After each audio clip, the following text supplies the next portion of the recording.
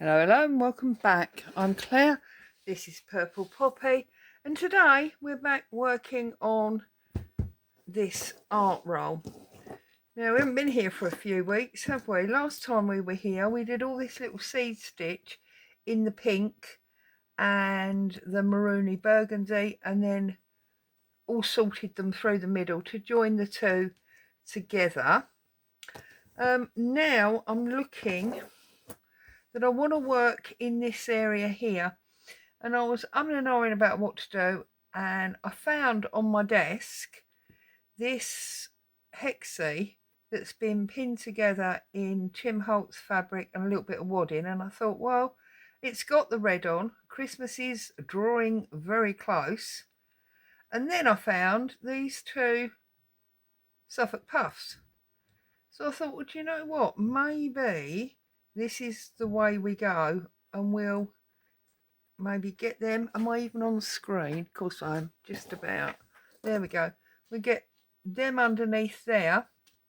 So then obviously that's virtually done, so I pulled out more fabrics. I'm going to make a few more Suffolk puffs, and then I'm going to get stitching. So how are you all? You all okay? Now I've got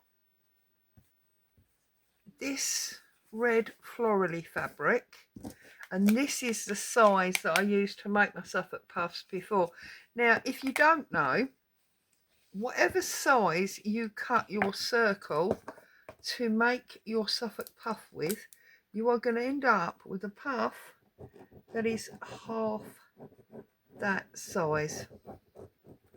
Okay, so using my heat erasable pen, and we've got a lovely big circle there. And then I've got this eco dyed very flimsy fabric, but I quite like the idea of a flimsy puff. So, and of course you can see it goes from very light to very dark. We haven't got much dark in this, but we have got gonna go there, get that bit of brown.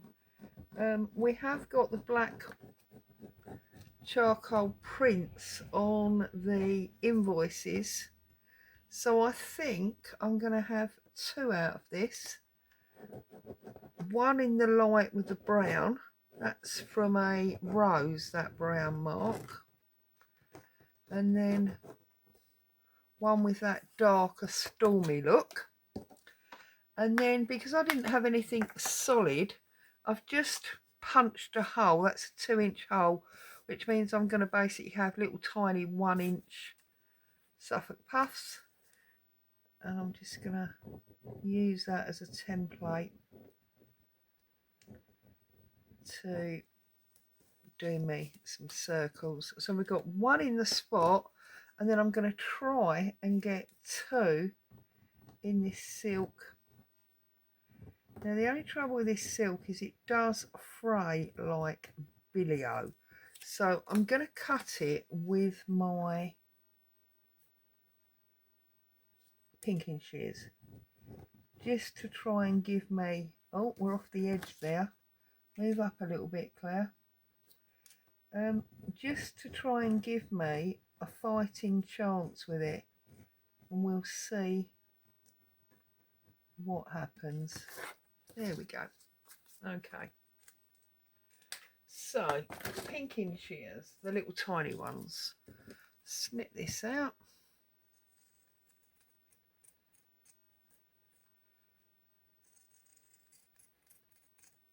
I think it's going to be much better than if we just cut them,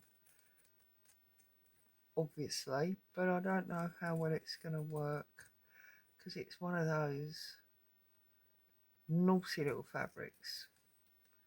There's one, and then I'll try and do this one the other way round when I stitch it, because they do look slightly different on the front and the back.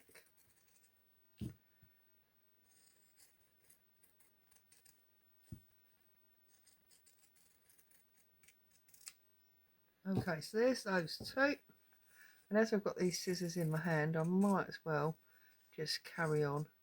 Normally I would just cut with a standard pair of scissors. But as they're in the hand, let's do it. 3. Don't take long, does it? Snip out a few circles.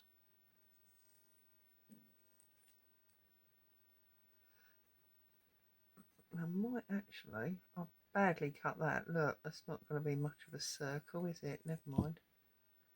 By the time we scrunched it all up and ironed it flat, it won't really show. I was watching Dawn the other day. Is it Dawn Meldrum, I think? She does a lot of stitching with Corinne.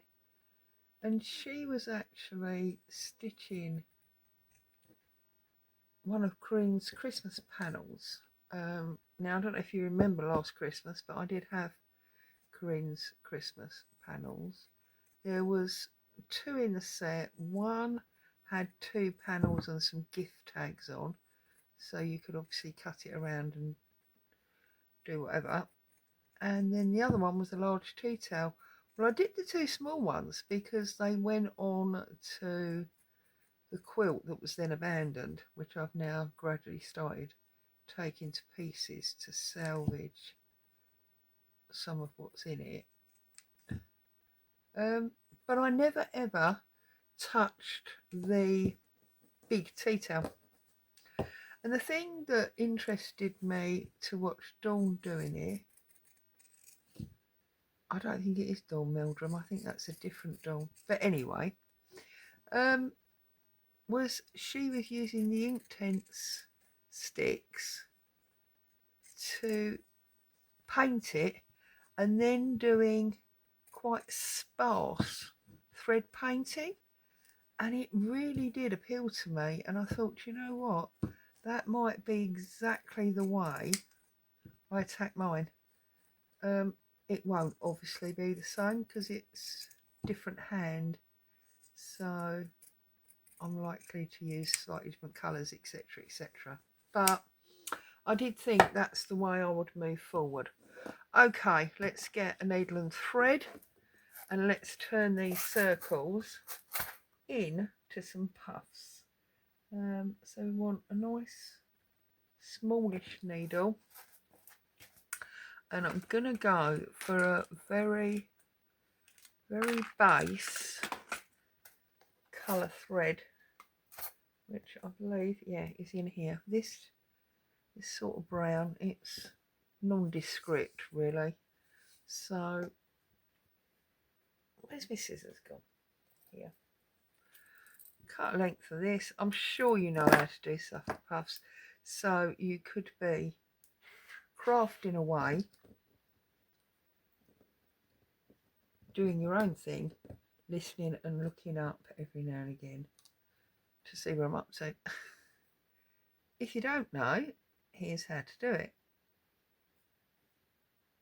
Once we fight like Billy O to get this needle thread. Now, I did promise you last week that we would return to this week, which is what I'm doing.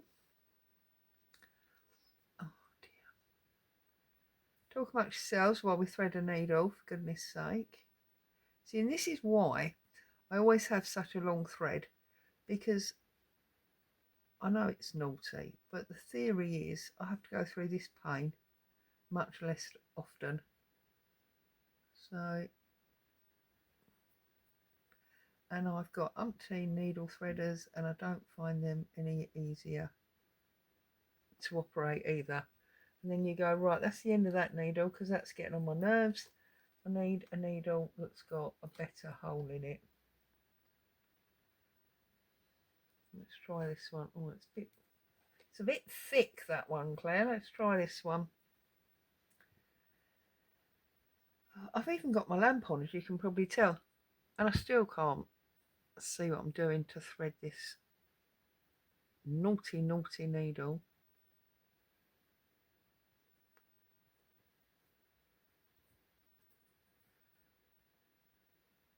You think by now I'd have learned and I'd have threaded my needles before I came on. Getting violent with myself now. There you go. Ta-da! Only took like 5 lifetimes to do that. Right, now, when you do your puff, if you don't know, you need to make sure that if it's two-sided fabric, you do it on the wrong side because you're going to put it in. So if you do it this side, you'll be looking at the back. Okay, so I'm just going to run a small line of stitches all the way around the edge, trying to keep the same distance from the edge. It's not super important, but if you can, you know. And then just work all the way around so that, you know, little running stitches so that we can gather it all up. So just rocking yourself backwards and forwards, really, not even stitching. Oh, that was a giant one, Claire. So what are you up to? Have you hit the dreaded Christmas yet? I must admit, I have been working on Christmas all week. I went over to Nancy Piter's channel because, as you may or may not know, I've been following Crafty Cats. Goodness, it's like a name dropping video, isn't it? 50 stack challenge. And she's always talking about Nancy, and I thought, you know what, let's go and have a look what this lady's up to. And she was making streets and avenues, basically taking envelopes, making them into like a concertina on the narrow side up, to make them look like houses or shops. And she was doing, I think she calls it Mistletoe Avenue, but she's also done, no, Mistletoe Shops, but she's also done Autumn Avenue and Goblin Lane and various other ones. And I just thought, you know what, that's a lot of fun. I'm really into the accordions at the moment because of the angled one, again, that Crafty Cat did originally, which I think you've seen. Well, you may not have done, but it's definitely been on my channel. So I jumped in and had a go, and it was terrific fun. Right, and then obviously we're just gathering it up. That's a bit too much there. Make sure your hole is in the centre. You need that hole in the centre. I do know why, actually, because when these were made originally, they used to stuff cotton wool or old rags or bits of wood into that hole to make this into like a fluffy puff, and that was the warmth for the quilt. So I do know why there's a hole in the middle. There you go.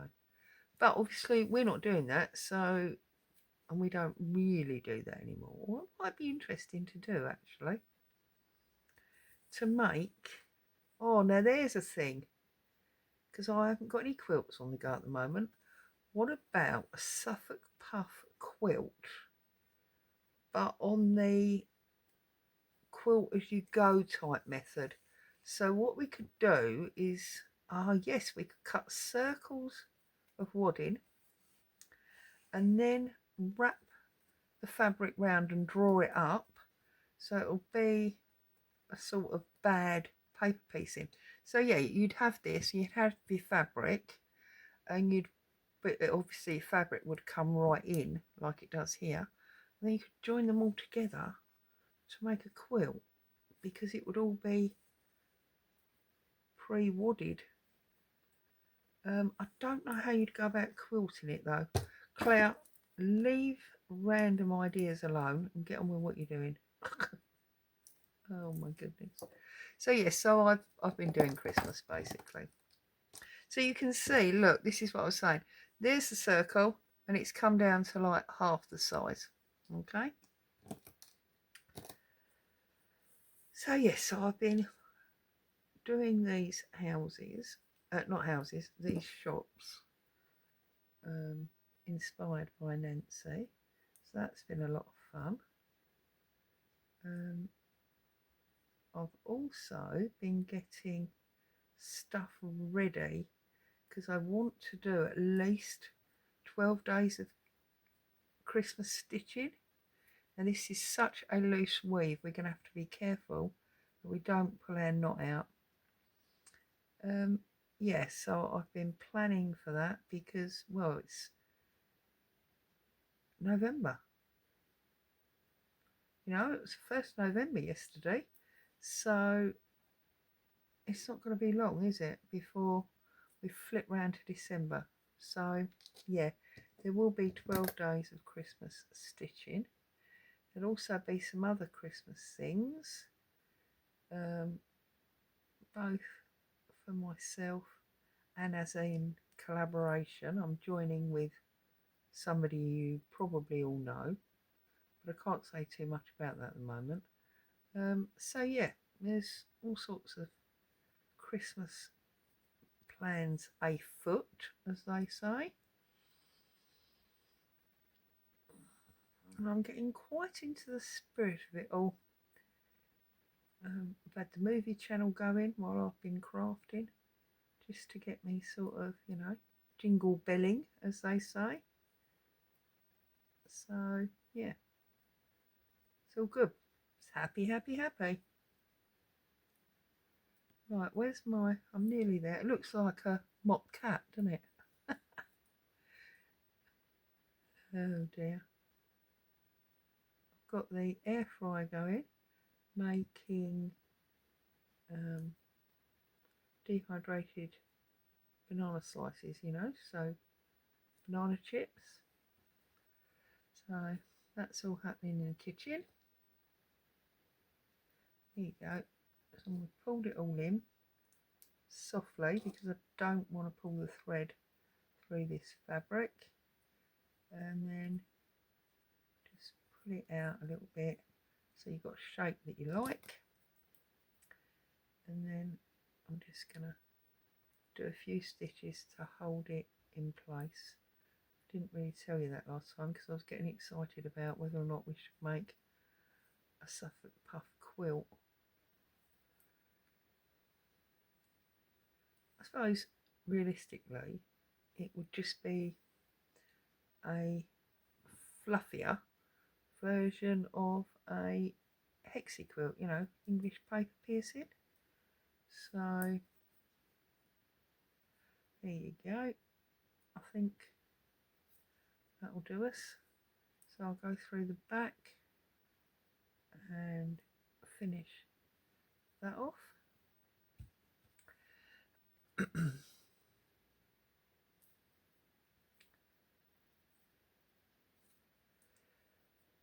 Oh dear, so what are you up to? Are you Christmasing yet? Probably already asked you that, but yeah, I'm definitely feeling a bit Christmas inspired at the moment. Right, I'm going to do just 2 of these small ones because I've now got 4 big ones. I haven't done the 5th big one, and just see, because I don't want to stitch ones that we don't really need. I can do that off camera, can't I, and just add them to my box. Do you do things like that? Have you got a box of puffs or hexes ready to go? I know my friend Denise, she's always making hexes, and she's got several boxes of different sizes and different colour coordinations. And then all of a sudden one day, with no warning, she just starts joining them together. I've just realised I've probably been hanging off the end, haven't I? Because I've got you quite tightly zoomed in. I've got this lamp here. I feel a bit like Scrooge working in the dark. Only allowed the one light bulb. Oh, Claire, stop it. Oh dear. I really am a bit bonkers, aren't I? Right. So that's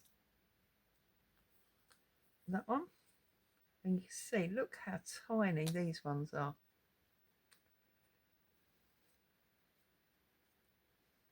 Get in the middle. So we'll move you over a little bit. And then we just pull that a little bit tighter. Now look. And stitch you down.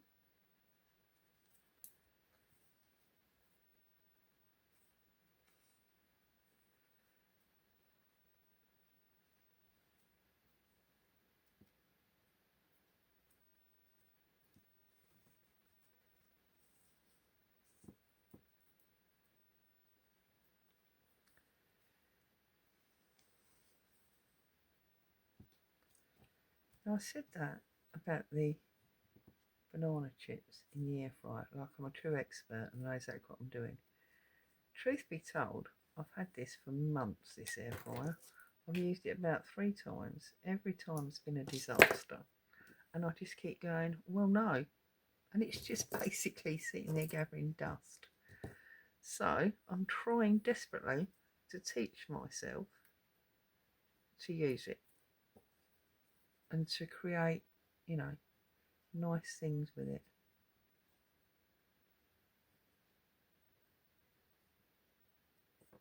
We'll see what happens, or whether it's a disaster and the whole banana's gone in the bin.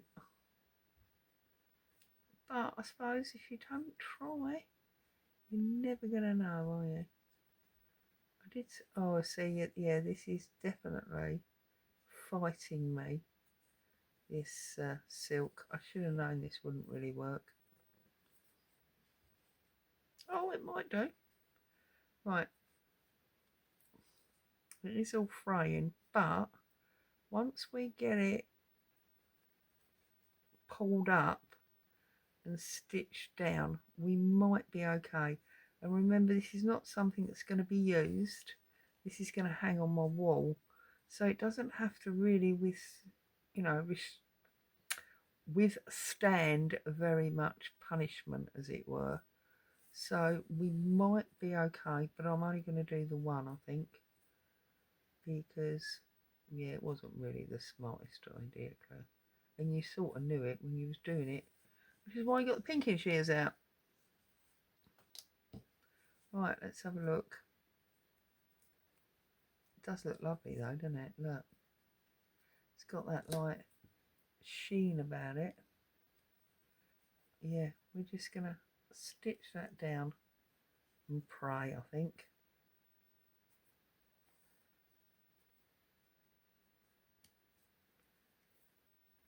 Okay, so close this off. So we've got 4 nice new ones.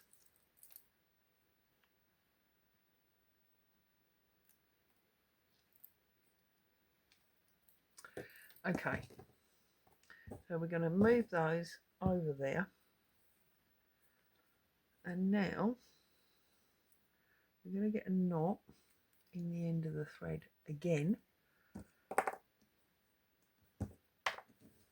and I'm going to sew this down, but I don't really want any stitches coming to the front, so I'm going to try and just pick up the back like so.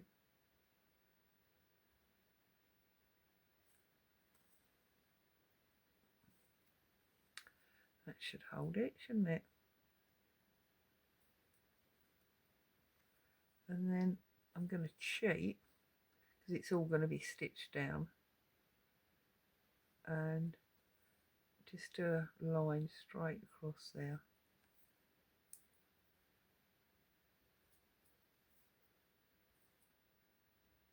And join that. Where's my needle gone? And then I'll jump over again. I know I'm very naughty. Please don't shout at the screen. You can do it properly.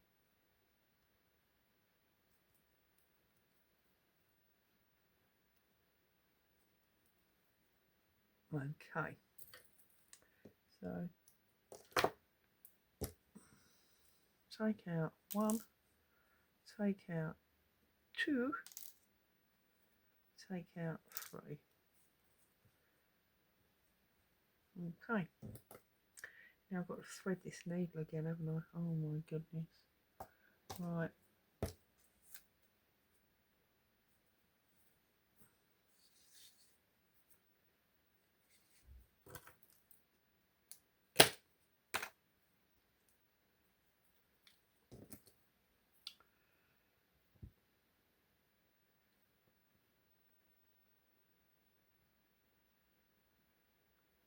I can't imagine the frustration you have watching me thread a needle. I'm so sorry. Right.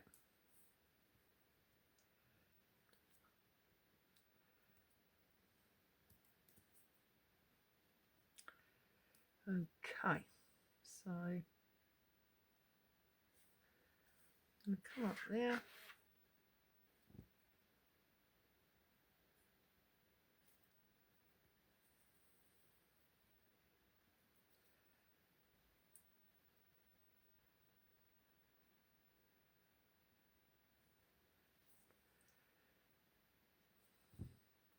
Let's slide across to that one.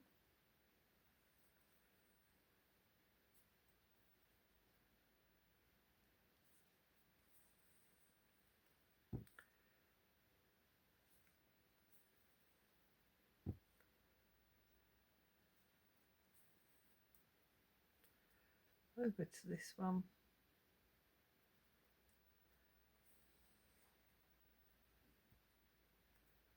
Take that pin out.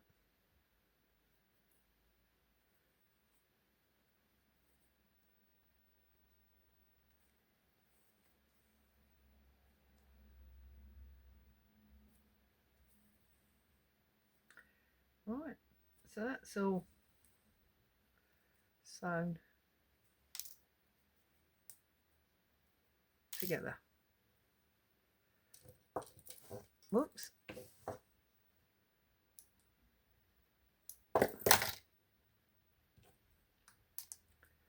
Right, now, where do we want these? So that one is going to go, not with that needle, it's not going anywhere. Or that one. Do you know, I don't know what's the matter with these pins. I'm always moaning about these pins. Right, there's that one. Okay. This one.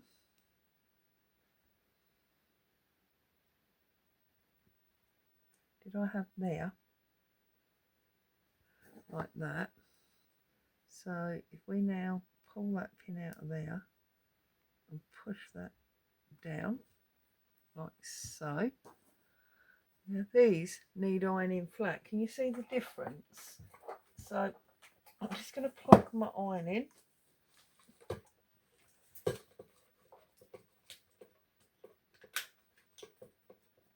And away we go. And we'll iron them super flat. We didn't only do 3. Where's the fourth one? There's the fourth one.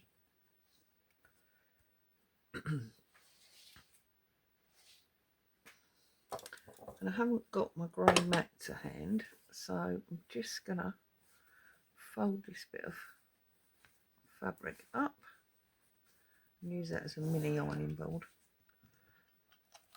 And then we're just gonna get these. Look at the difference. They look so different. And somehow I think when you iron them flat like that, that is what makes them look old, even though they're not. You have to have them dead flat like that, in my opinion, to get that faux age. Look at that. I don't often iron my stitch work, but on these I think it's really important. There we go. Okay, I'm just going to unplug my iron so that we don't have burnt arm disaster. Okay, so we've then got, where's my little, no. Did you see where it went? It's my little, oh, stuck to the iron.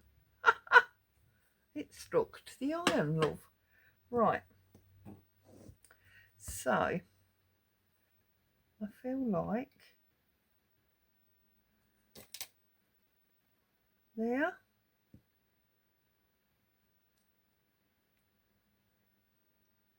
there, and then there, and there. What do you think about that? Does that? It just, I don't want to cover up that nettle, whittle, whatever it is. So, let's stick some pins in. We can stitch these down. One.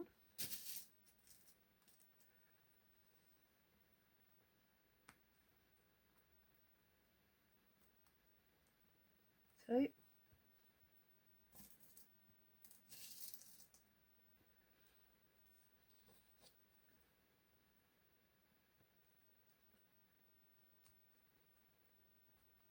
3.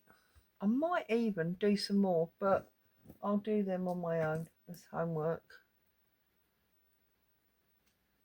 Because I need to have a good old rummage and find some more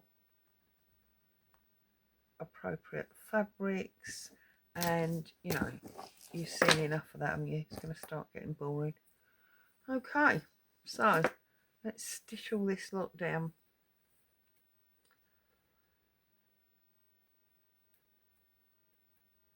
So I'm going to start with this hexie,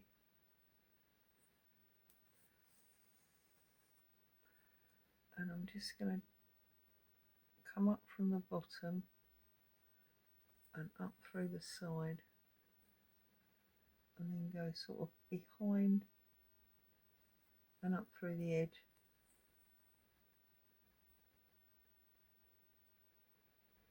Behind and up through the edge, like that. So all you will see is little tiny sort of pinhead stitches, but you do have to make sure, obviously, you go through all the layers. I don't know why I'm saying it like I'm teaching you and I'm some kind of expert, because let's face it, I am not an expert at anything except being me. So behind, through, and back up on the edge.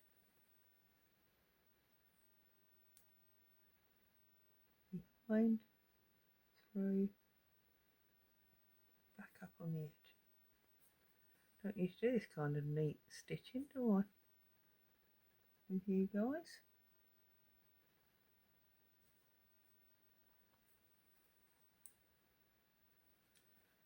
And then just coming round up the top.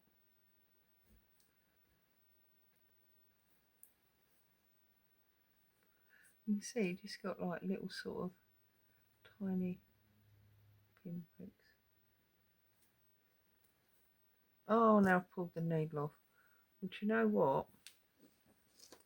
Maybe that is the time that we say goodbye. How long have we been? We've been just over the half an hour. You know how to stitch. You don't want the frustration of watching me thread a needle all over again. But you can see where I'm going with this. Let's move it up even further. There you go. And as I say, I might do some more for there, but I'll do them on my own. And next time we revisit this, you can have a look. Next Sunday, we are finishing off our book. So, happy stitching. Stay safe. I'll see you very soon. Ta-ta for now.